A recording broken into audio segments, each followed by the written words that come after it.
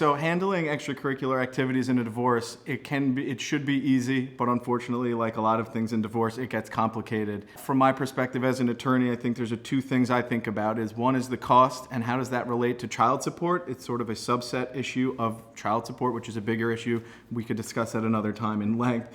It also deals with the scheduling of your children and who's responsible for transportation, and things that once happened during the marriage now may not be happening, or maybe there's even more activities. So there's a lot of things that can be managed, and the reasons for why that happens can get complicated. What I find is that parents sometimes do is compensate for the other person by scheduling too many activities, and that can be then used later to say, well, you can't see mom or dad because you're so busy, and then it becomes like a gateway.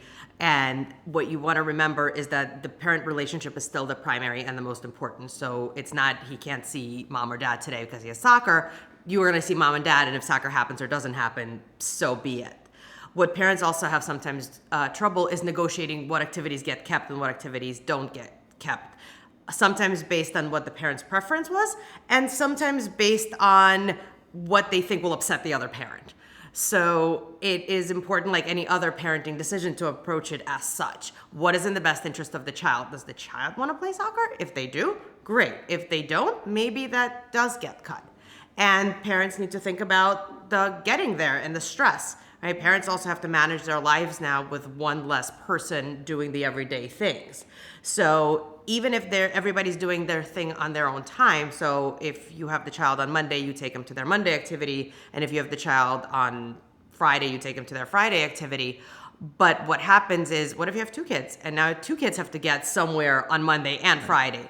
So it becomes a negotiation like anything else. Where do you find parents generally stumble? Yeah, and it's so hard to give a single answer because, as you mentioned, some people have two kids doing different activities. Some families only have one child. So what I would say is my best recommendation to everybody is you need to find a unique solution for your family that works. And I believe in the collaborative process. That's the best way to do it. When you go to the courts, a lot of times judges are going to give you cookie cutter answers because they do not have the time to dedicate to each individual family, which is so unique. So my recommendation to clients is, I don't have the answer yet. We need to have a conversation, and I highly recommend the collaborative process to answer that question about dealing with it on a longer term.